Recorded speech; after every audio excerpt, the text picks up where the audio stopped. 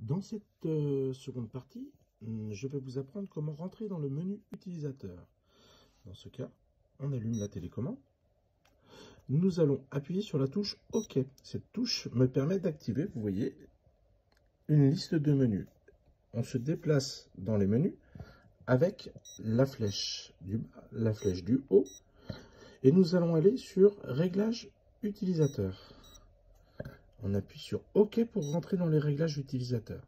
Si vous voulez revenir en arrière, vous avez vu qu'il y a une petite flèche blanche en dessous du bouton OK. Vous appuyez sur OK.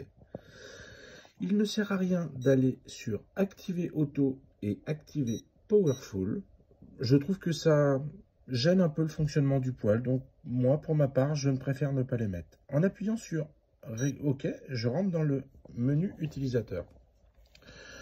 Vous avez plusieurs menus. Comme je vous le disais, on se déplace avec les flèches haut et bas.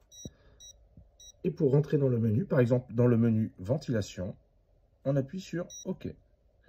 Lorsque vous êtes dans le menu de la ventilation, vous allez pouvoir augmenter ou diminuer la puissance de la ventilation. Vous voyez, là pour l'instant, elle est sur 0 puisqu'il n'y a aucun carré d'activé.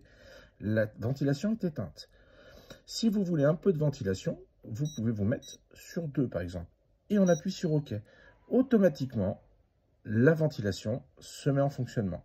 Si je veux éteindre la ventilation, je vais appuyer sur la flèche du bas. Et j'enlève les carrés. Et je rappuie sur OK.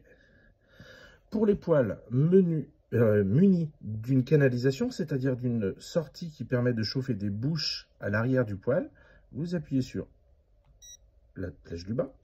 Vous rentrez sur canalisation.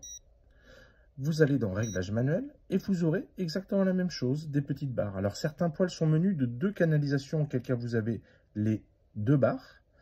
Donc sur la première barre, on augmente, par exemple ici, j'appuie sur OK. Là, à ce moment-là, je suis sur la deuxième canalisation et j'appuie sur OK. Les canalisations à ce moment-là sont réglées. Vous pouvez également couper ces ventilations en appuyant sur OK. Voilà. Et là, le poêle fonctionne sans ventilation et sans canalisation.